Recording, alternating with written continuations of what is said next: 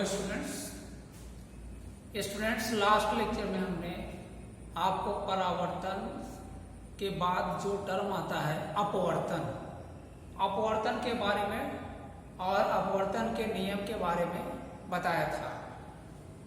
आज के लेक्चर में स्टूडेंट हम अपवर्तन से ही रिलेटेड आगे एक टर्म आता है अपवर्तनांक। ठीक है, अपवर्तनांक के बारे में बताएंगे आपको।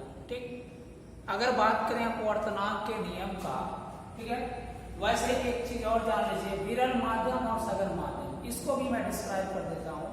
देखिए विरल माध्यम क्या होता है, विरल माध्यम, उसके बाद विरल माध्यम और सघन माध्यम क्या होता है, विरल माध्यम और सघन माध्यम।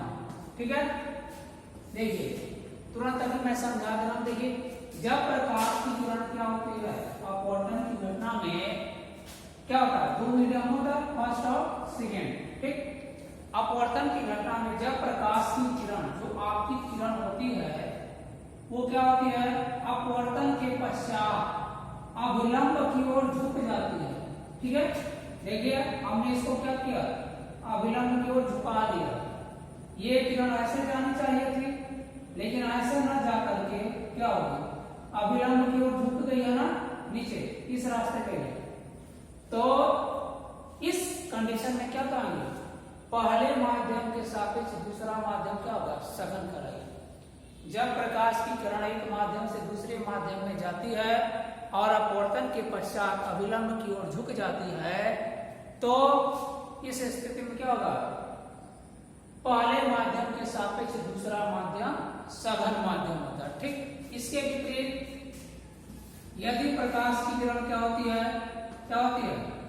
अगर एक माध्यम से, एक पारदर्शी माध्यम से दूसरे पारदर्शी माध्यम में जाती है और अभिलंब से क्या होती है, दूर हट जाती है। देखिए इसका रास्ता जो आपतित हो रही किरण इस तरीके से जाना चाहिए था, लेकिन क्या हुआ, इस थोड़ा सा इसका मार्ग डेविएट हो गया ना, ये इतना इस एंगल बना गया, ये आई हो गया और ये आर हो गया। तो इस कंडीशन में क्या होगा, पहला माध्यम के सापेक्ष दूसरा माध्यम क्या माना जाएगा, विरल माध्यम। तो सघन और विरल का कांसेप्ट क्या हो गया, जब प्रकाश की किरण एक माध्यम से दूसरे माध्यम में जाती है और अभिलंब की ओर झुक जाती है, तो द्वितीय माध्यम पहले माध्यम की अपेक्षा सघन होता है। ठीक, अब दूसरा कंडीशन क्या, जब प्रकाश की किरण एक पारदर्शी माध्यम से दूसरे पारदर्शी माध्यम में जाती है और तथा अपवर्तन के पश्चात अभिलंब से दूर हट जाती है, तो क्या होता है, तो हम कहेंगे कि दूसरा माध्यम पहले माध्यम की अपेक्षा विरल होता है। ठीक, ये तो सघन माध्यम और विरल माध्यम का कॉन्सेप्ट हो गया। अब इसके बाद हम बात करेंगे अपवर्तनांक की। ठीक है ना, अपवर्तनांक की बात करेंगे।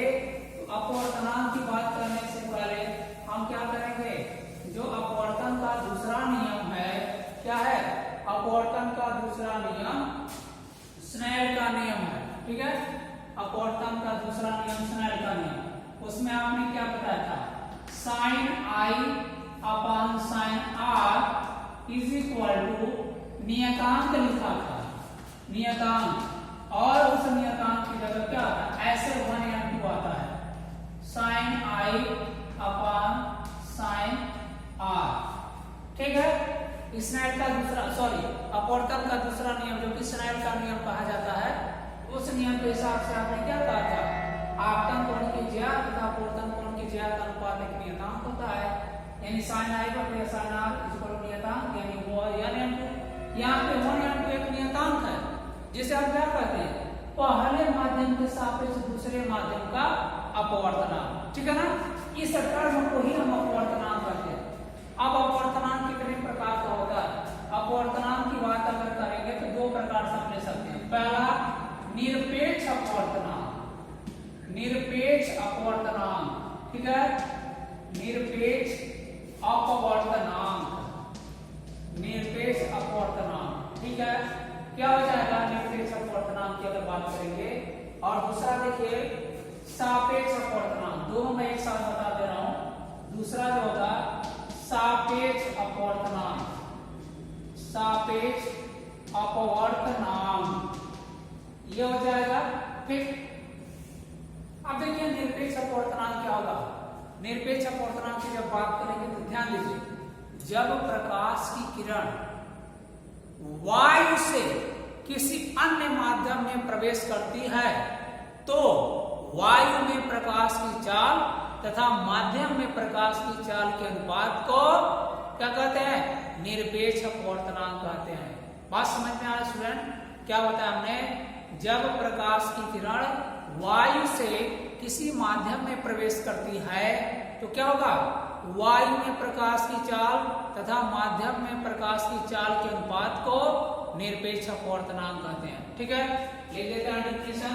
देखिए, जब प्रकाश की किरण, जब प्रकाश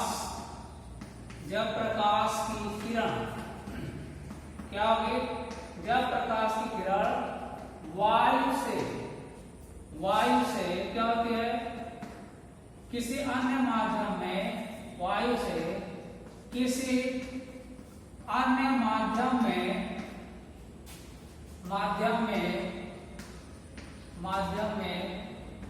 प्रवेश करती है तो क्या जाएगा, वायु में प्रकाश की चाल c हो गया तथा माध्यम में प्रकाश की चाल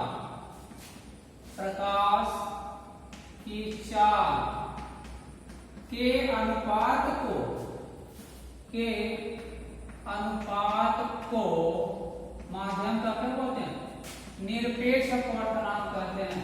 को निरपेक्ष अपवर्तनांक कहते हैं।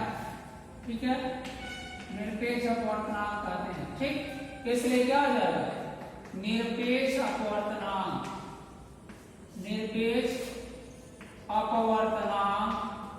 इज इक्वल टू हो जाएगा माध्यम में प्रकाश की चाल, देखिए वायु में प्रकाश की चाल c, माध्यम में प्रकाश की चाल को b से डिनोट करते हैं।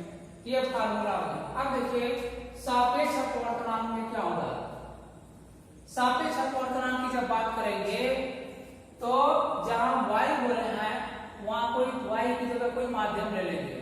यानी क्या, जब प्रकाश की किरण एक पारदर्शी माध्यम से दूसरे पारदर्शी माध्यम में प्रवेश करती है तो पहले पारदर्शी माध्यम में प्रकाश की चाल तथा दूसरे पारदर्शी माध्यम में प्रकाश की चाल के अनुपात को क्या बोलेंगे, पहले माध्यम के सापेक्ष दूसरे माध्यम का अपवर्तनांक कहते हैं। बात समझ में आया स्टूडेंट, क्या लिखते हैं, जब प्रकाश की किरण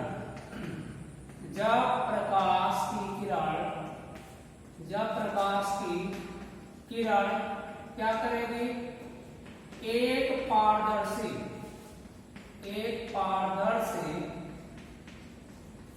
माध्यम से दूसरे पारदर्शी माध्यम में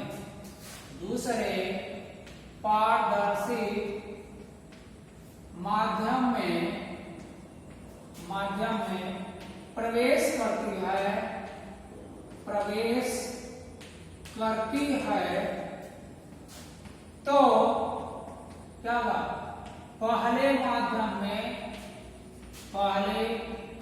माध्यम में क्या होगा, प्रकाश की चाल, पहले माध्यम में प्रकाश की चाल, इसको v1 मान लीजिए, तथा दूसरे माध्यम में यानी दूसरे पारदर्शी माध्यम में प्रकाश की चाल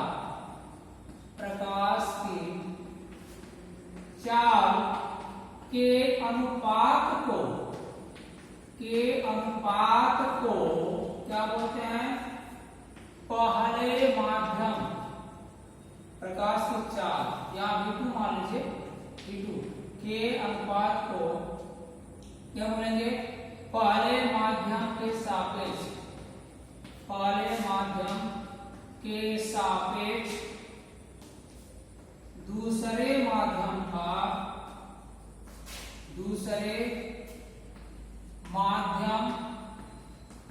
का अपवर्तनांक कहते हैं। माध्यम का अपवर्तनांक कहते हैं। ठीक है, ये हो गया।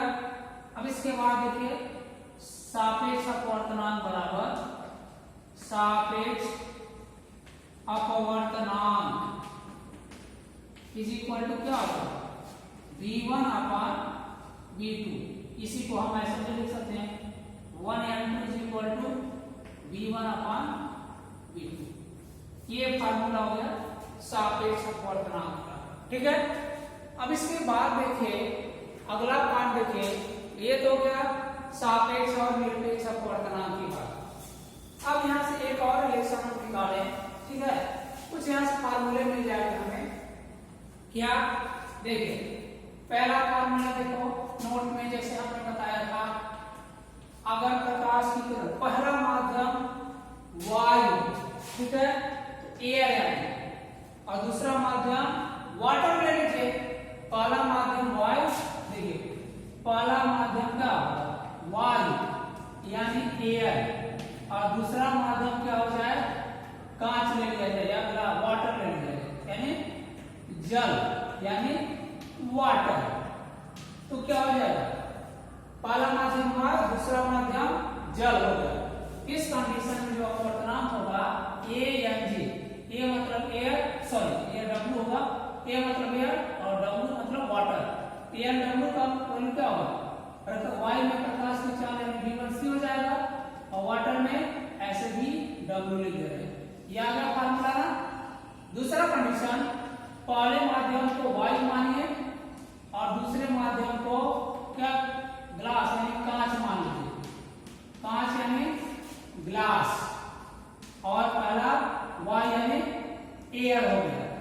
इस कंडीशन में देखिए क्या हो जाएगा, अपवर्तनांक ANG हो जाएगा। ए मतलब एयर, जी मतलब ग्लास।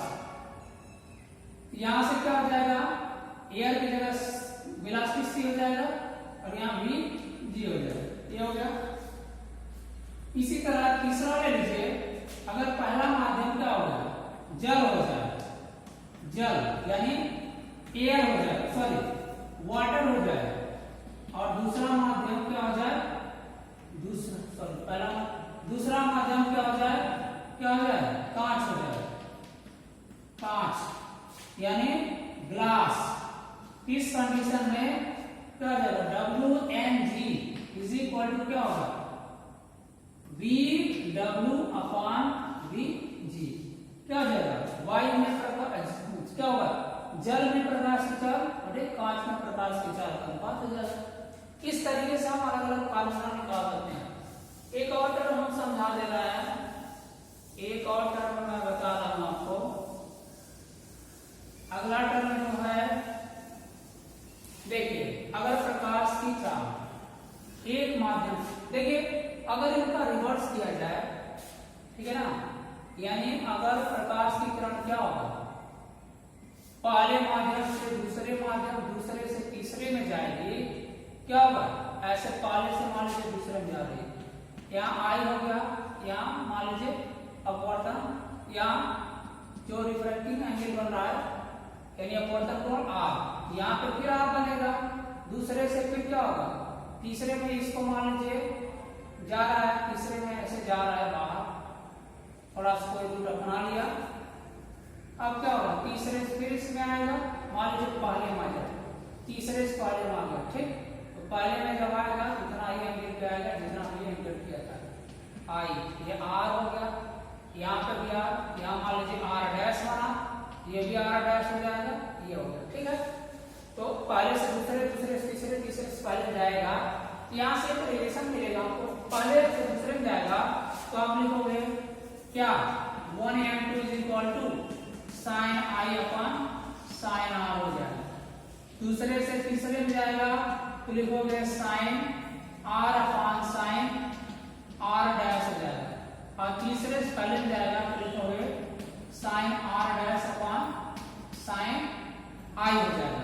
अब तीनों का मल्टीप्लाई कर दो, 1n2 2n3 into 3n1 is equal to क्या आ जाएगा sin I upon sin R into sin R upon sin R dash into sin R dash upon sin I ठीक sin R से sin I cancel sin R से sin R sin R dash से sin R dash पूरा करके बना गया ना यानी 1n2 into 2n3 into क्या होगा 3n1 is equal to 1।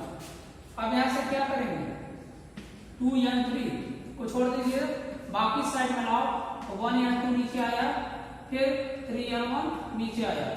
देखो हम ये भी लिख सकते हैं ऐसा भी लिख सकते हैं 1 देखिए ANG है ना इसका अगर इंडेक्स बदलेंगे तो 1 अपॉन GNA लिखा जा सकता है यानी 1n2 है ना इसको लिख सकते हैं 1/2n1 इंडेक्स बदलेंगे तो ये रेशियो में आ जाएगा रेसिप्रोकल हो जाएगा इस तरीके से ऊपर जाएगा क्या आ जाएगा 1n3 अपॉन 1n2 ये क्या है 2n3 का वैल्यू ठीक है। अब इस तरीके से हम अलग अलग फार्मूला जनरेट कर सकते हैं पहला दूसरा तीसरा जैसे वाटर ग्लास पहला एयर हो दूसरा वाटर हो और तीसरा ग्लास हो उस कंडीशन उस रिस्पेक्ट में हम एक फार्मूला कैसे लिख सकते हैं। दूसरा देखो वाटर है तो 2 को वाटर यानी W तीसरा ग्लास है G हो गया यहाँ पे पहला एयर है तो A और तीसरा ग्लास है ANG अपॉन क्या होगा ANW ये फार्मूला भी जनरेट हो जाएगा मिल जाएगा ठीक है स्टूडेंट।